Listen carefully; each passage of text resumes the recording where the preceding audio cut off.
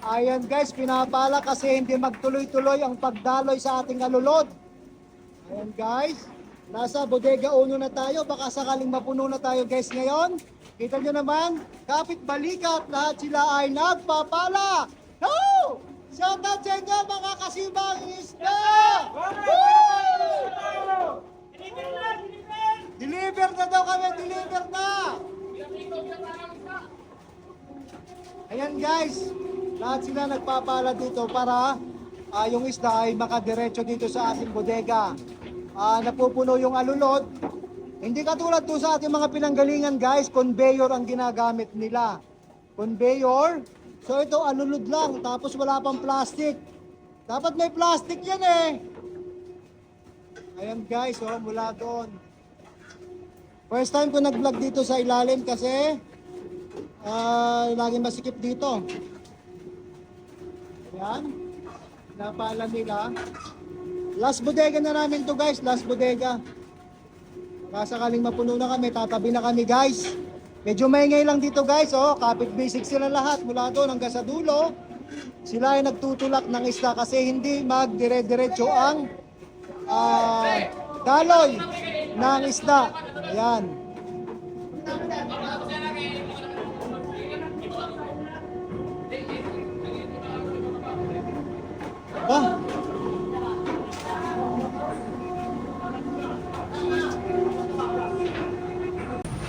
Parado, parado.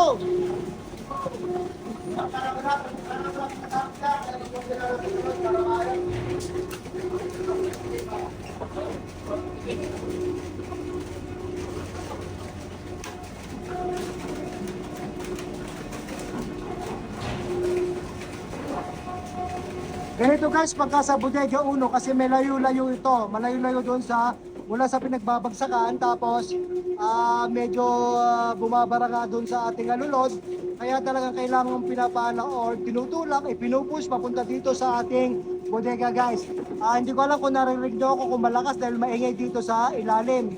Kaya hindi ako usually pumupunta dito dahil sa sobrang ingit at saka maingay. So ngayon, pinakita ko sa inyo yung ating alulod kung saan dumadaloy ang grasya papunta sa ating bodega. Ayan, bodega uno na tayo. So, hopefully, talaga naman, sana ibigay na ang lahat na kakulangan para sa ating bodega na mapuno na tayo guys. Ayan.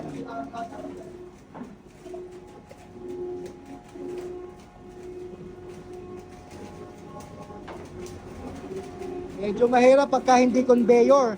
Unlike doon sa mga pinanggalingan kong barko guys, puro conveyor yon, tuloy-tuloy lang ang daloy. Dito, alulod ang ginagamit. So, medyo mahirap. Maliit ang space dito kaya guys, alulod ang ginagamit. Unlike doon sa ilang nasakyan ko na malalaking barko, conveyor. Kasi malawak ang space nila at the same time, yun nga, medyo mas maluwang-luwang talaga. Ayan. Ayan, pinakita ko sa inyo kung saan ang bodega, kung saan kami naglalagay.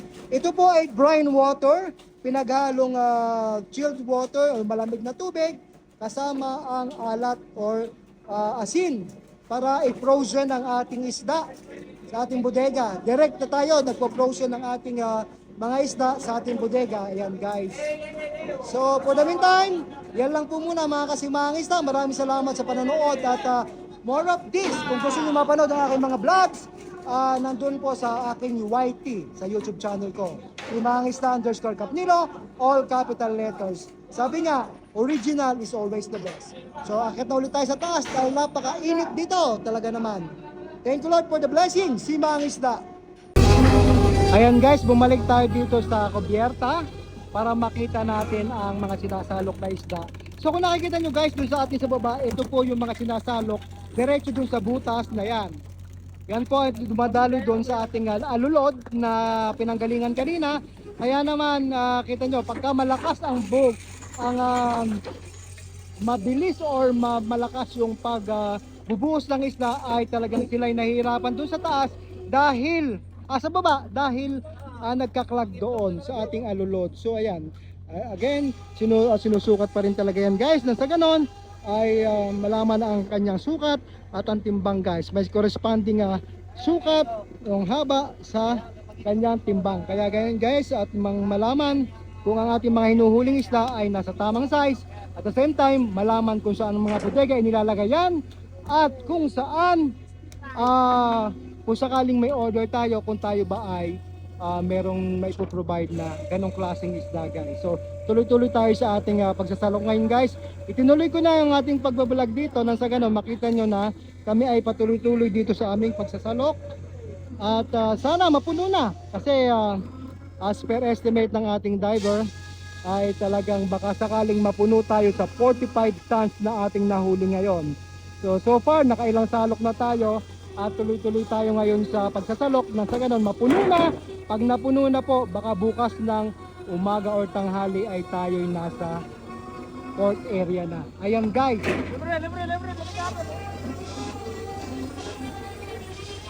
Maraming laman talaga naman. Mapupuno talaga si Sunflower 8 guys. Maganda ng size. May halong may wisik-wisik ng tuna at majority ay skipjack guys. Thank you Lord, talagang na-bless kami ngayong araw. At yun ang hinihiling namin na mapuno na kami para makatabi na kami, makadeliver. At sa ganun, mas mahaba pa ang oras natin na makapamalakaya in a month time. Sa isang buwan kasi hinahabol namin guys na makabracket tayo or makuha yung quota ng isang barko. So far ay hindi pa tayo nakakakota for the month of August. Kaya naman pag napuno ito, so mas mahaba-haba pang time na tayo ay makapag-area bago matapos ang katapusan ng buwan ng August. So yan muna mga guys at maraming salamat sa inyo sa inyong pag-antabay. Ito po ang kanyang Kasimangisda. Shout out sa ating 608,000 followers sa ating Facebook. Ating YouTube naman guys ay tayo ay may 65,000 na guys. So ngayon guys, paki-like, share and comment, subscribe na rin po sa aking Facebook page. Na sa ganon ay mas dumami pa po ang talagang ma-inspire at malaman kung paano hinuhuli ang ating mga inilalatang tuna guys. Ayan.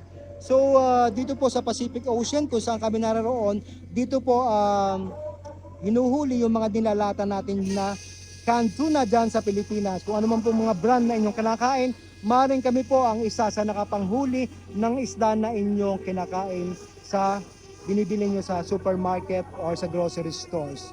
So again, ito po ang inyong Kasimangisda. Tuloy-tuloy po tayo sa pagsasalok pero I have to cut for some naman kasi alam ko pagka masyadong mahaba hindi tayo napapanood. So just a few minutes lang para naman sa ganon ay ma-enjoy nyo ang ating views habang tayo nagsasalok dito ng isda. Malapit-lapit na mapuno guys at nakikita ko doon sa baba na medyo nangangalahati na kanina. Nangangalahati na ang laman ng bodega which is 45 tons ang laman noon. So meron pa naman dito sa ating harapan at meron pa rin doon sa ilalim ng ating lambat. So again mga Kasimangisda, ito po ang inyong Simangisda Kapnilo at nagsasabing ingat po ang lahat. Keep safe everyone. God bless. At sana patuloy tayong bless ni Lord. Saan man po tayo naroroon. Keep safe everyone. Sabi nga, original is always the best. Simangisda, paki-like, share, subscribe na rin po.